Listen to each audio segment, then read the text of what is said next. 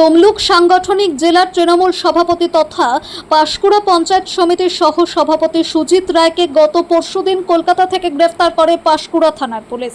সেই সুজিত রায়কে সঙ্গে নিয়ে তার নিজের মাংলই গ্রামের বাড়িতে তাকে নিয়ে আসা হয় তদন্তের স্বার্থে। তার পুরনো বাড়িতে বিশাল পুলিশ বাহিনী এসে তদন্ত করেন, যদিও সঙ্গে নিয়ে আসা হয় গ্রেফতার হওয়া তৃণমূল নেতা সুজিত রায়কেও। পাশাপাশি মাইশোরা সহ একাধিক জায়গায় তাকে পায়ে হাঁটিয়ে ঘোরানো হয়। এই সুজিত রায়কে 2026-এর বিধানসভা নির্বাচনের দায়িত্ব দিয়েছিল অভিষেক ব্যানার্জি।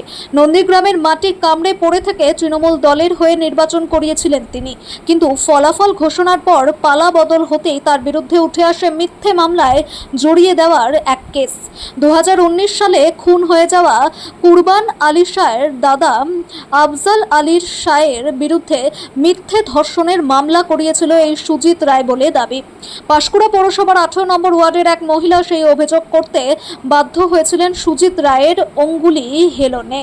রাজ্যে পালাবদল হতেই সেই অভিযোগ তিনি তুলে নিয়েছিলেন এবং পাল্টা সুচিত্রার বিরুদ্ধে মিথ্যে মামলায় ফাঁসানোর অভিযোগ দায়ের হয়। পাশাপাশি আরও একাধিক বিষয়ে তার বিরুদ্ধে অভিযোগ দায়ের হয় পাঁশকুড়া থানায়। তারপরেই তাকে কলকাতার গড়ফা থানা এলাকা থেকে গ্রেফতার করে পাঁশকুড়া থানার পুলিশ। আজ তাকে তদন্তের জন্য তার বাড়িতে নিয়ে আসা হয়, যদিও তিনি বলেন তদন্তের স্বার্থে তাকে তার বাড়িতে আনা হয়েছে। তার বিরুদ্ধে আনা অভিযোগ ভিত্তিহীন। ভগবান সকলের মঙ্গল করুক, মন্তব্য সুজিত রায়ের। বাড়িতে আনা হলো, কি বলবেন, কি মনে করছেন? প্রশাসন তার তদন্তের কাজ করছে। অভিযোগ ভিত্তিহীন। সবাই ভালো থাকুক, ভগবান সবাই ভালো থাকুক।